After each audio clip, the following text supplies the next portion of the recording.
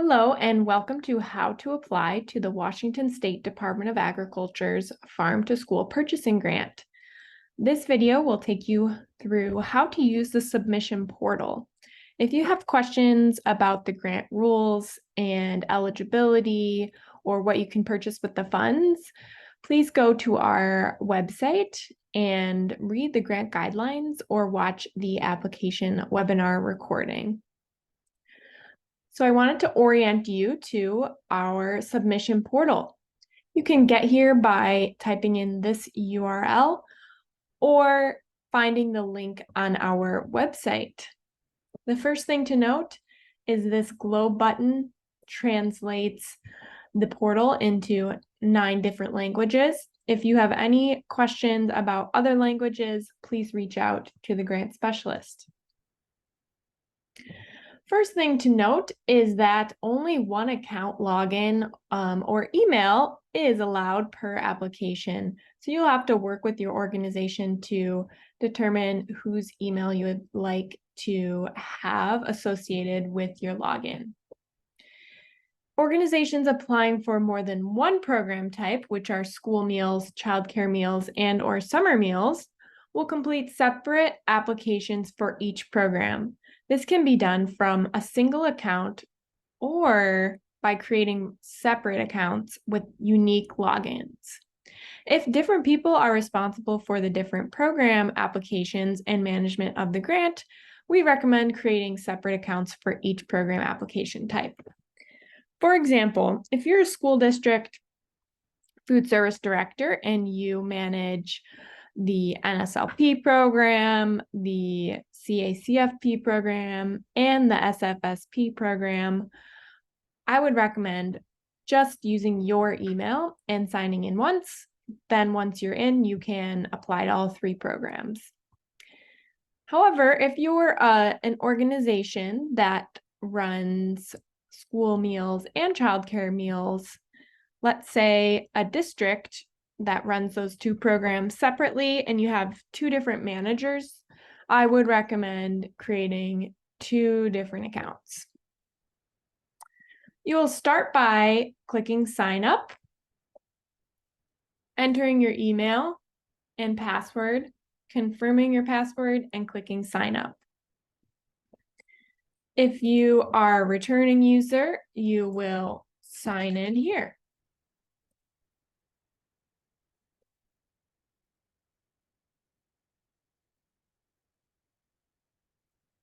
This is what our submission portal starts with, the application checklist. So please read through all of these steps.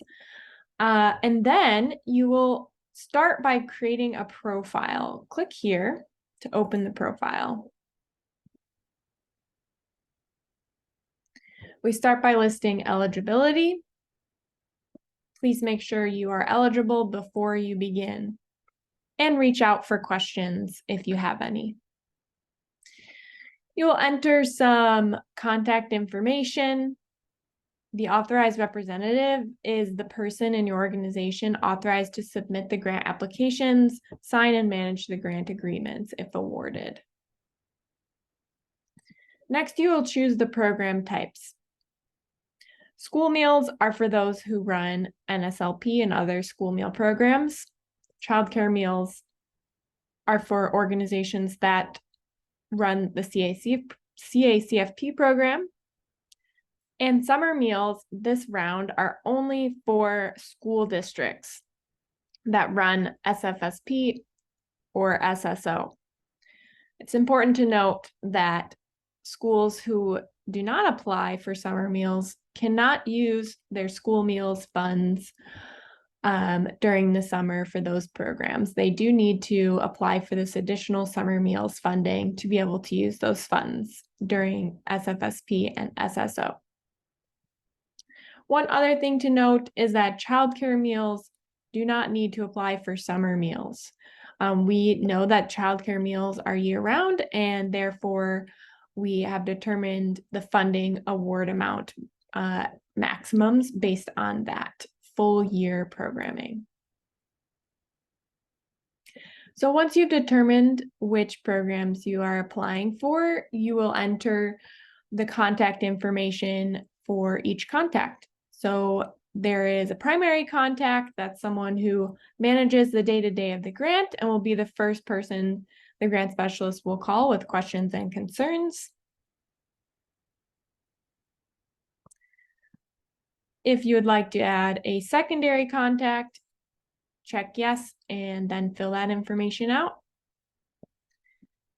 Next, we have a primary fiscal contact. So that's the person who deals with any financial issues and accounting and management of the budget. You can check yes for a secondary fiscal contact. And you can check yes to add another school meals contact. Let's say you also are applying for childcare meals. You will go ahead and fill out all of the information for childcare meals. Same for summer meals.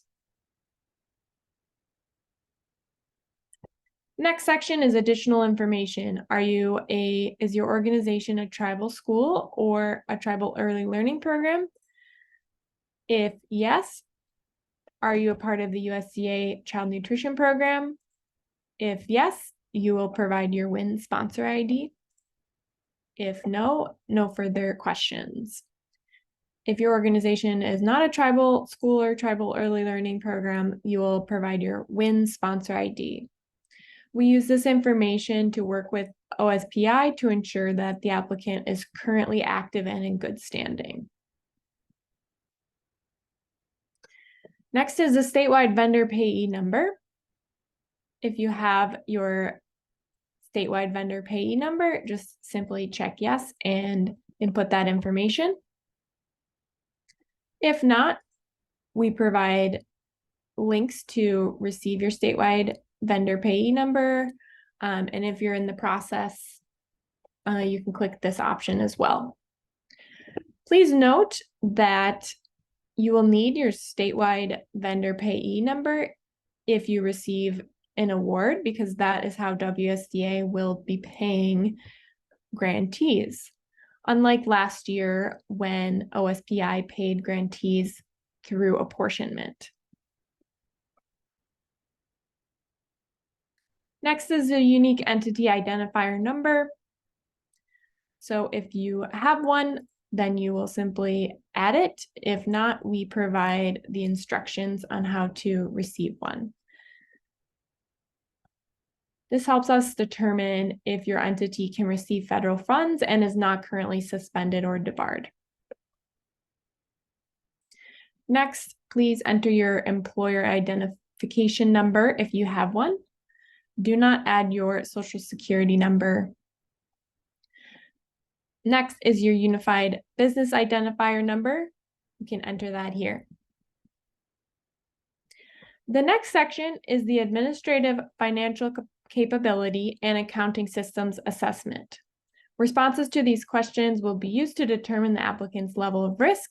The applicant's level of risk will determine grant reporting and monitoring requirements. All grant beneficiaries are subject to random desk review. Assessment questions are not part of the scored application. So your authorized representative will answer all of these questions. And finally, they will acknowledge that this is a reimbursement grant, meaning that your organization needs to pay for the product first, and then we will review the products that you purchase for eligibility, and finally, you will be reimbursed after. Once you're finished, you will hit Create Profile. You also have the option to save your draft. This takes you back to the home page. Now you can scroll down and see this application card. To start your application, click this button.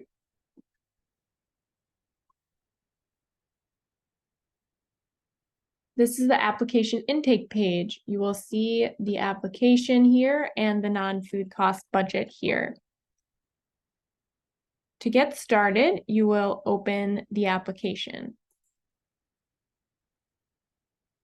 You can save this form as a draft at any time by clicking Save Draft at the top or bottom of the page. The application starts with reminding you of the eligibility criteria. The first question is program selection. Here you will only click one program type. Do not change this selection after you begin filling out the application to apply for a different program type. You'll save this application, return to the homepage, and click Add Another, and I'll show you that later. First, you will confirm that you are eligible, read the grant purpose and evaluation criteria, and fill out a few questions. The next question is, how does your organization handle food service? If you are self-operated, you're good to move on to the next question. If you use a food service management company, vended meals, or school-to-school agreement, then you will need to provide more information, including how you will work with the food service management company to comply with your existing contract and the grant guidelines. And you will need to provide a letter of commitment from the food service management company. Please upload the letter here.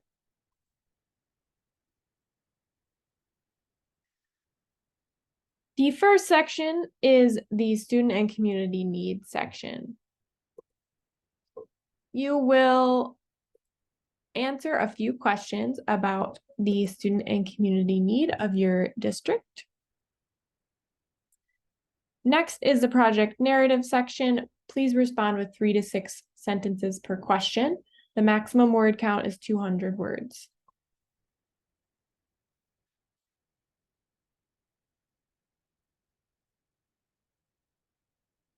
Once you have filled out those open, long answers, you have reached the budget proposal section.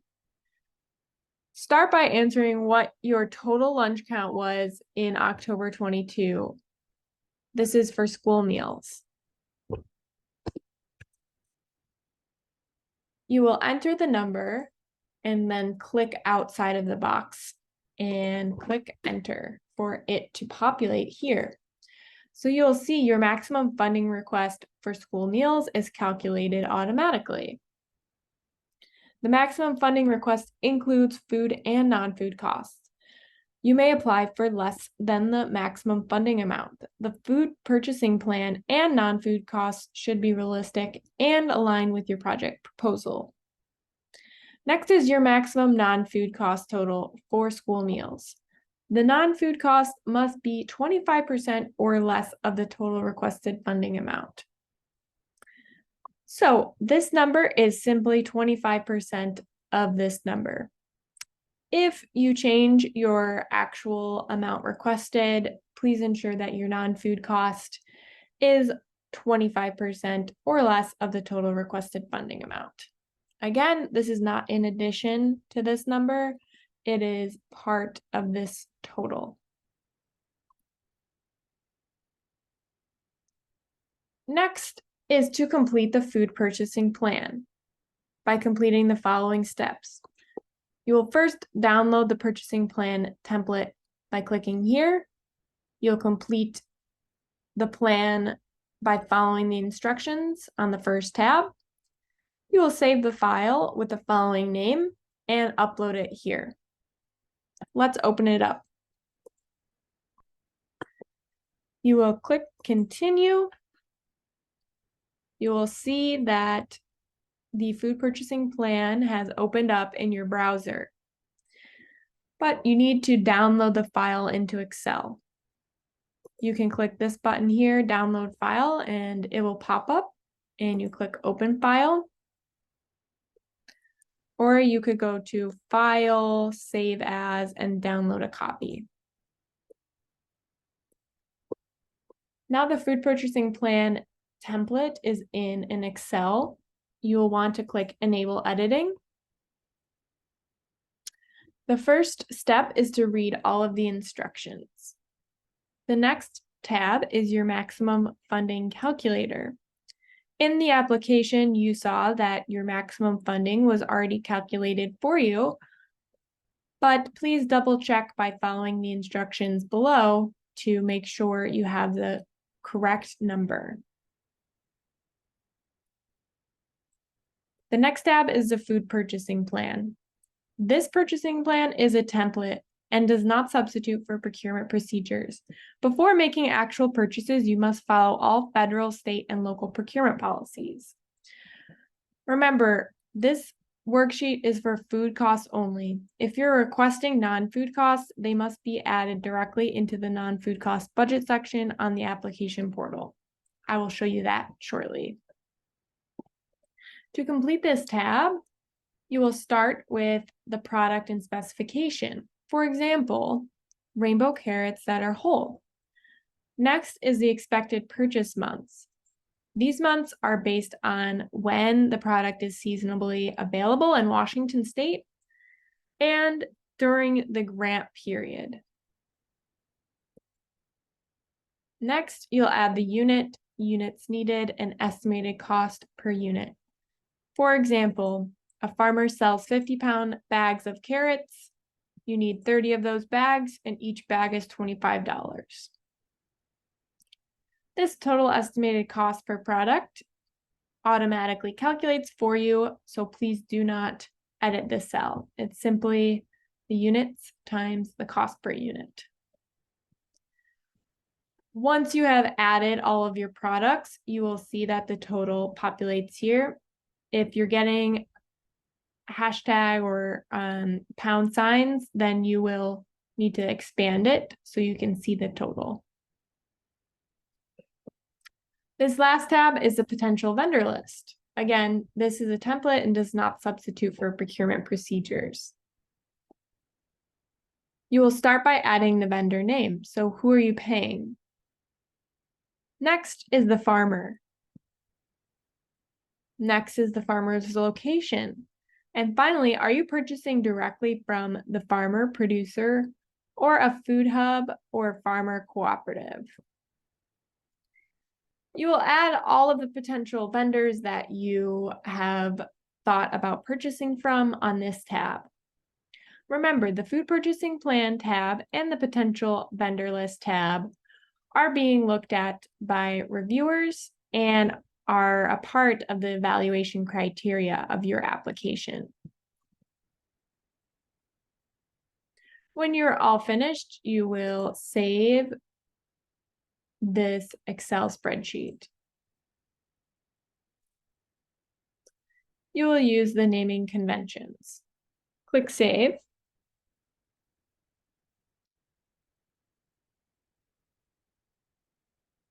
And go back to the application. Then you can select a file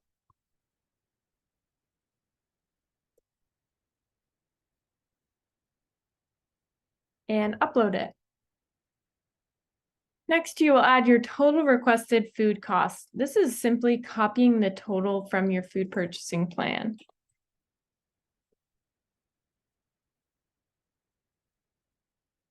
If you are only requesting food costs, you will continue on. If you're requesting non-food costs, you will need to leave this application section to complete the non-food cost budget section. Let's do that for an example. So you'll scroll down, hit Save Draft, close, and this takes you back to the application intake page. Next, you will open the non-food cost budget. To begin, select New Item. You will add a new item for each item that you are requesting. For example, you may request equipment, materials and supplies, staffing, transportation, travel, or other. Remember, equipment that is less than $5,000 is considered a material or supply. I'm going to choose materials and supplies because I will be requesting food processors that are less than $5,000. For the item name, be descriptive. So for staffing, you would add the staff title and the activity they're performing. For transportation, you would add delivery fee or mileage with the purpose. Travel would be the trip purpose, and other would be a specific name of the food non-food cost item. Is this a one-time purchase or a recurring non-food cost?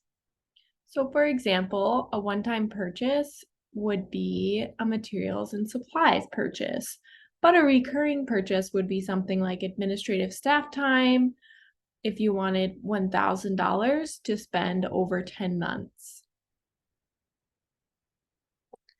Next, you will enter how this non-food cost directly supports the development and sustainability of farm-to-school efforts to purchase and promote foods grown and raised in Washington State.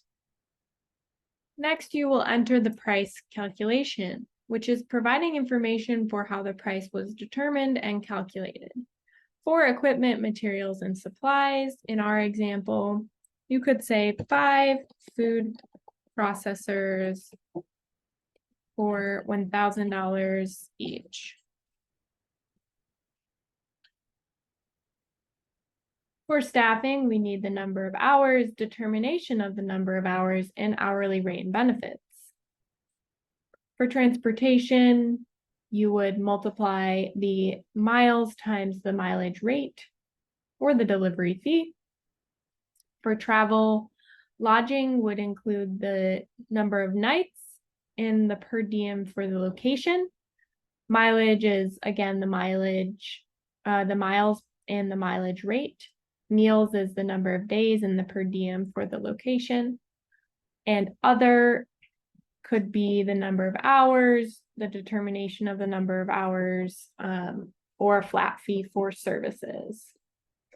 This will then have you enter the total price.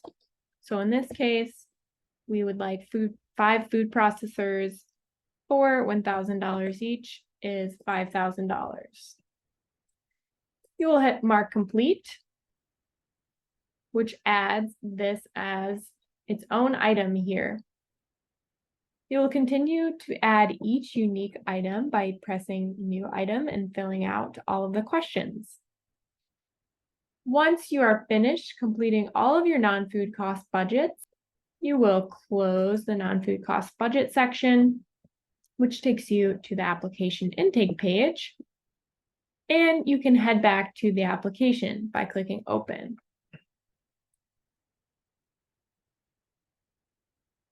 You will scroll back down to the budget proposal section, and you will see that your total requested non-food cost has auto-populated. This number was pulled from the total on your non-food cost line items. Again, to add non-food cost line items, you must return to that non-food cost budget section. We also have calculated your requested percentage for non-food costs. You may request up to 25%. Costs exceeding 25% will not be considered for award. Finally, the most important number is the total requested funding amount. This is the total requested food costs plus the total requested non-food costs. Again, you may request less than or equal to your maximum funding request. Cost exceeding the maximum funding request will not be considered for award. You can see your maximum funding request up here and double check that that your total requested funding amount is less.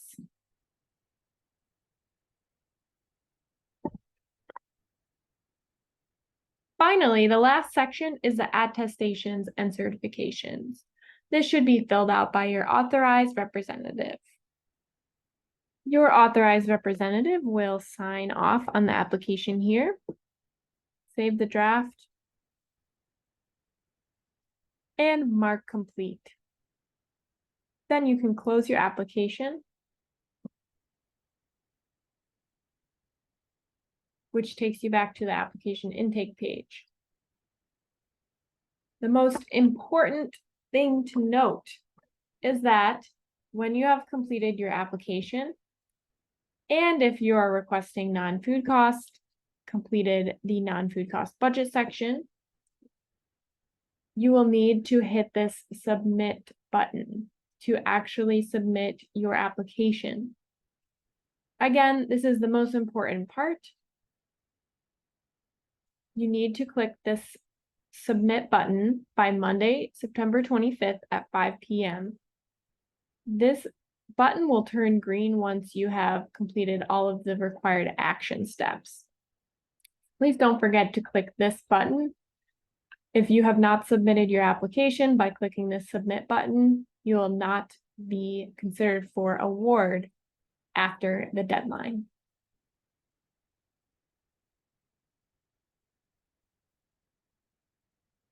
If you are only applying for one program type, you are finished. If you're applying for more than one program type, return to the home page.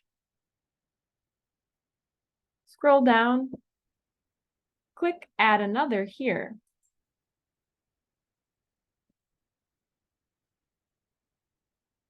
And open another application. This is where you will add which program you are applying for and not change that again. You will continue with the application and non-food cost section if you are applying for non-food costs. Save your draft or mark complete when you're finished. And again, this button will turn green when you've completed all of your required actions, and you must click submit by the deadline of Monday, September 25th to be considered for award.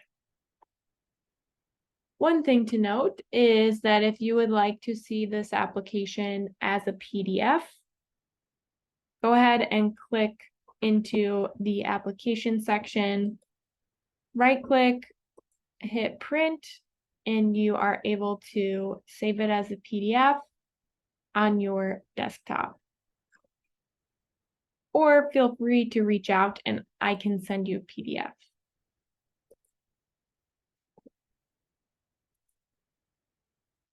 You can see here that each application has their own application card. If you are applying for summer meals as well, you would go through that process again.